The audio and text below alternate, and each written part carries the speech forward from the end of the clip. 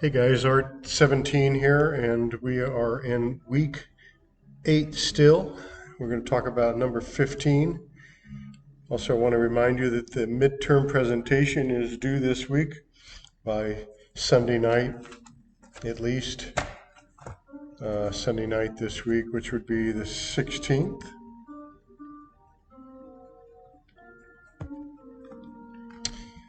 And I sent an email about it, and I've talked about it several times. Again, I'll say it's a 5-minute long PowerPoint or Google Slides, or maybe you make a video discussing your subject, but you are to at least have it be 5 minutes or longer.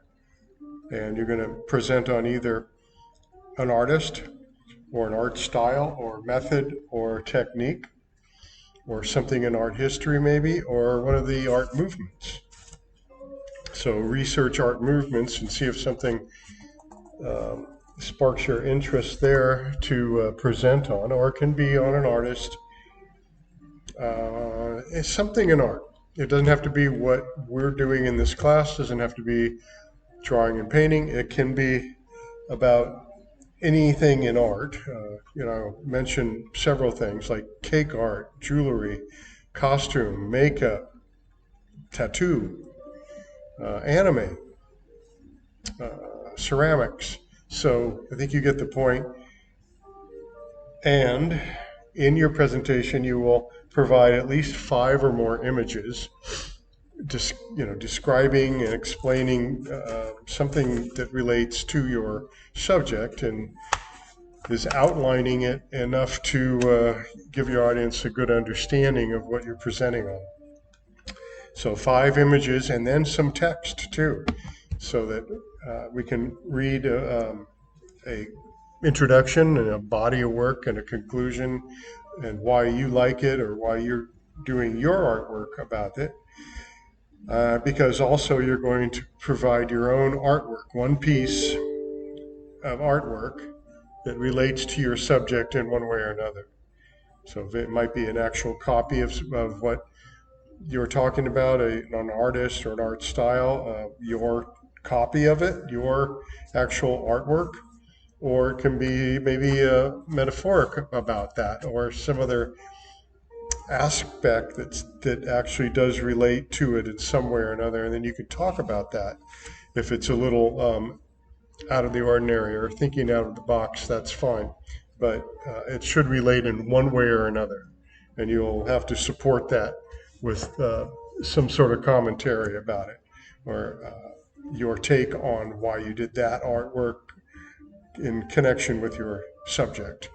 So I sent an email about it, so look at that again if you want it in front of you to read. You just look for that email about midterm from me. It was 3 days ago maybe. And any questions, let me know and I can answer that too. You are to send that to me at least by Sunday night, midnight, in an email attachment. So this is a PowerPoint or Google Slides or something like it, where we can slide through, or maybe it's a video of you talking and presenting and showing images. Then send that to me in an email attachment to the address we've all been communicating on. All right. So let's talk about number 15, which is shapes and shades, no lines. And that basically means something like this. It can be any subject. I'm just picking this to show you that this is something that was drawn with no actual lines, like writing lines. These are shading marks. Even though there may be some thin shading marks that you may be perceiving as a line, they're not really. They're shading lines because they're broader. They're slightly broader. It's not like a writing line where you're writing letters or numbers. It's a shading. So this was all drawn with shading that meets up with other shades with no lines in between, no border lines, nothing that's outlining anything, all right? And you can notice that. Maybe you perceive that as a line right there, but it's really like a shading line because it's broader. So they can be thin, but when you look at them, they're drawn more with the side of the pencil or very rounded tipped pencil. It's not a sharp tip to it. Okay. And a lot of background helps your subject come off the page, like a lot of these are. Let's look at this one too. It doesn't have to be a candle. I'm just showing these as an example. But most of this, if not 99% of it, is not drawn with lines. There's no border lines. It's all shading that meets other shading, or it ends somewhere. And that is what depicts your edge, or the end, or a border without a line. Okay. Now let's look through here again, see if I can find any more.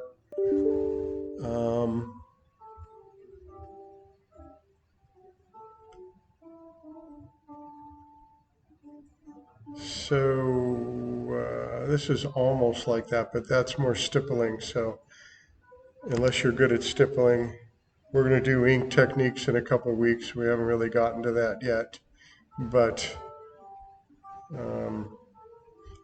this is sort of the take on it too. These are shades that meet up with other shades. So although this looks like a line, it's more like a shading line than an actual border line. And the same with this. This is one shade meeting up against another one, and you have the cast shadow back here. You have a reflection area here that's lighter than this, and a little lighter than the next item here. This is like a cone or a pyramid-ish looking item. But all these tones just meet up with other tones. There's no line there. That's my point, okay? Let me see if I can find another example. Let's go. Oops. Let's go into here and see if there's something in here we can find. Of course, the ball here was drawn with, this is a perfect example. This is all just shading. There's no lines in this whatsoever as a writing line. This is all shading marks. You have I mean, we've discussed this in the other video about shading. So you have your dark background that's varied. It's varied in tone. Dark here, light here, light here, darker here where it meets the ball. Light and dark meet together. There's your edge of the ball without a line. And the same on this side.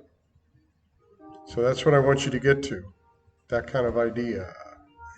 Let's look and see if there's another one we can point out in here. And I've sent this actual image to several of you for the still life, but it's still a good representation of mostly shading. I mean, there are a couple of what are perceived like thin lines right here.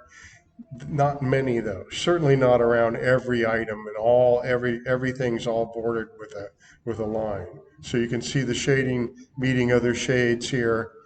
That's what shows your edge of the cup or the bottle or the glass. It's shading meet other shading without a line. I know I'm sounding like I'm repetitious here, but sometimes I have to say it over and over and over. I think this is another good example here. Right in here, I see maybe a couple of little lines. But for the most part, this is one shade that meets a lighter shade, that meets a darker shade, that has a little lighter there, and that meets the background darker. And that's what makes all the edges. There's really no lines. And the spoon has some lines right there. And that's okay if let's say that if this 95 to 97.5% no lines, this is going to be awesome, okay? So look for that and try that. Any subject is fine. I think these were drawn, and there's no lines in that. Look at that. That's really awesome. All these water drops. It's just shading. Light and dark, midtones, all back and forth. There's no lines that are defining anything, no border lines. Okay, that's enough said of that. There is no homework because we had the midterm. So work on your midterm. Make sure that's going to be sent to me. And send another email out, headsing everyone up. But good gracious, if you're not looking at your email, you may be clueless if you're not up to the recent videos I've made. You're way back 3 weeks ago and stuff. You may not even know about this. But if you got to keep up and just check in with the videos and your email, send another one out and check that out, and then we'll talk to with you later, and I'll probably send two more emails like Sunday. This is your last chance. It's tonight at midnight. So send it to me by then, okay? I won't accept it next week. It'll be all over by then. All right. Thank you.